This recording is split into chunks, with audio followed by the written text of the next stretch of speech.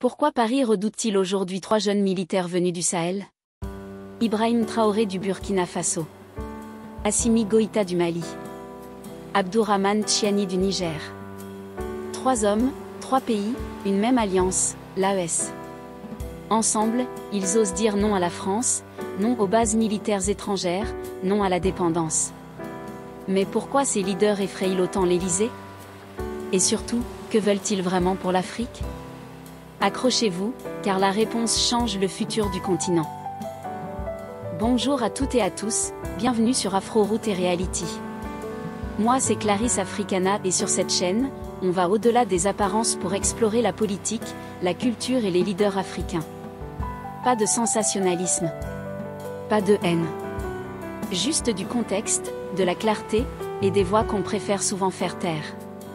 Si c'est votre première fois ici, pensez à vous abonner.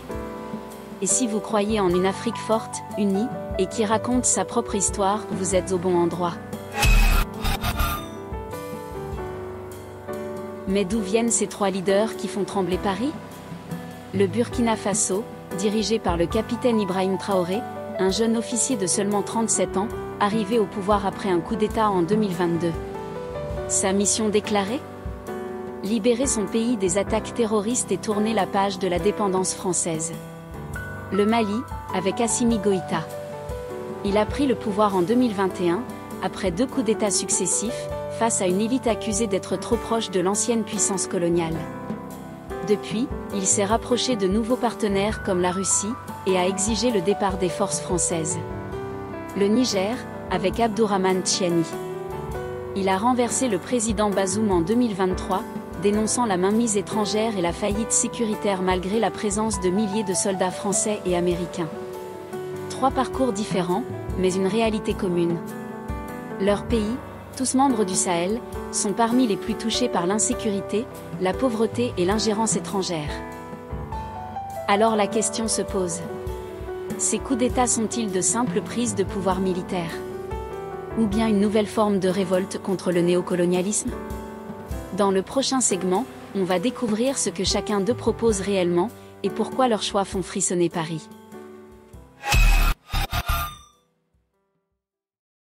Mais au fond, qu'est-ce qui rend ces 3 leaders si dangereux aux yeux de Paris? Ibrahim Traoré, au Burkina Faso, ne cesse de répéter « Notre indépendance ne sera pas négociée ». Il incarne une jeunesse qui refuse la tutelle étrangère et qui veut bâtir une économie pour les Africains, par les Africains.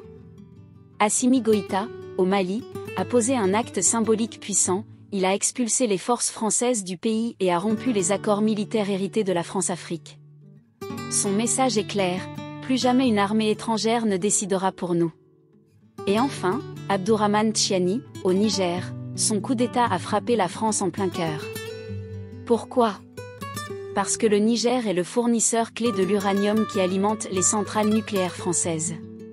En fermant la porte à Paris, Tchiani a mis en péril un pilier stratégique de l'économie française. Ces 3 hommes partagent un point commun, ils parlent de souveraineté réelle. Ce mot, à lui seul, fait trembler les couloirs de l'Élysée. Question pour vous, l'Afrique doit-elle continuer à dépendre de l'ancien colonisateur, ou suivre cette voie radicale de rupture?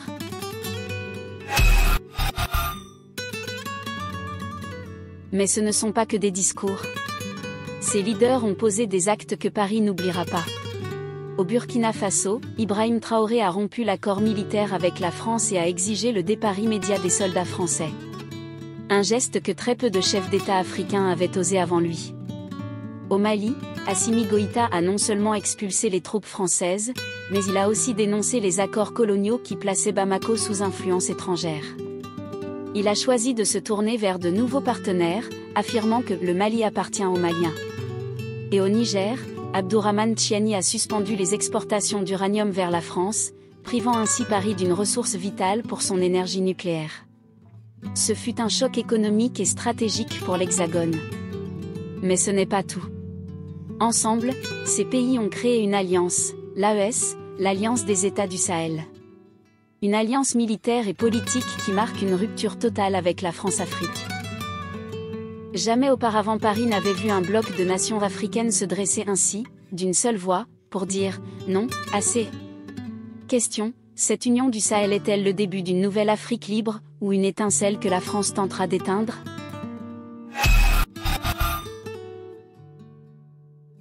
Pourquoi Paris redoute-t-il autant Traoré, Goïta et Tchiani? Parce que leur rébellion met en danger 3 piliers fondamentaux de la puissance française en Afrique. Premier pilier, l'économie. Le Sahel regorge d'or, d'uranium, de coton, de bétail, des ressources stratégiques. Pendant des décennies, une grande partie de ces richesses partait vers la France, souvent à bas prix. Mais avec l'AES, ces flux commencent à se fermer. Et sans l'uranium du Niger, que devient l'indépendance énergétique française? Deuxième pilier, l'influence militaire. Le Sahel était le cœur des opérations françaises contre le terrorisme. Mais aujourd'hui, les bases françaises sont fermées, les drapeaux tricolores sont descendus. Cela signifie une perte d'influence directe, et la fin d'un prétexte qui justifiait la présence militaire de Paris dans la région. Troisième pilier, l'influence politique. La France a longtemps dicté qui devait diriger, qui devait être écarté, et comment ces pays devaient gérer leur économie. Mais aujourd'hui, ce schéma est brisé. Un nouveau discours émerge, nous sommes capables de décider par nous-mêmes. En clair, ce que redoute Paris, ce n'est pas seulement la perte de 3 pays. C'est l'effet domino, si d'autres nations africaines suivent l'exemple du Sahel, c'est toute la France-Afrique qui peut s'effondrer. Question, assistons-nous à la fin d'un empire invisible, ou à une simple tempête passagère?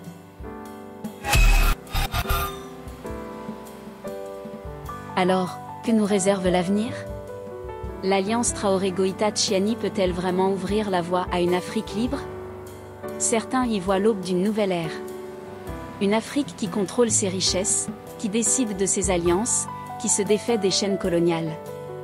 Les images de ces jeunes présidents charismatiques galvanisent une génération entière. Mais attention! L'histoire de l'Afrique nous rappelle une dure réalité. Chaque fois qu'un leader a osé défier l'ordre établi, il a été confronté à des obstacles immenses. Sankara a été assassiné. Kadhafi a été éliminé. Et aujourd'hui, les pressions internationales s'intensifient déjà contre ces régimes du Sahel. La question est donc simple, mais cruciale.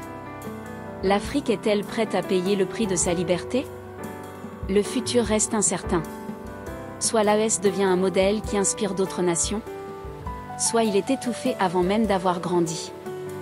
Une chose est sûre. La bataille pour l'indépendance réelle de l'Afrique ne fait que commencer. Ce que nous voyons aujourd'hui au Sahel n'est pas seulement une lutte de 3 hommes.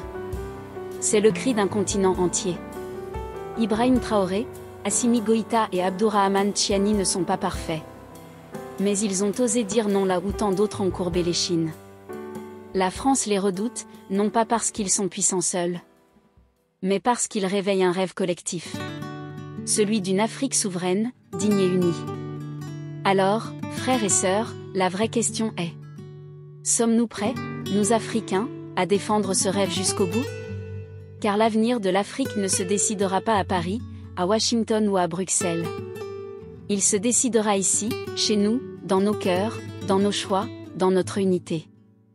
Et vous, qu'en pensez-vous? Le combat de Traoré, Goïta et Tchiani est-il le début d'une Afrique libre? Ou sera-t-il brisé comme ceux de Sankara et Kadhafi? Dites-le en commentaire. Partagez cette vidéo si vous croyez en une Afrique qui s'appartient. Et surtout, abonnez-vous pour continuer ce combat des idées. Parce que, comme le disait Sankara, la patrie ou la mort, nous vaincrons.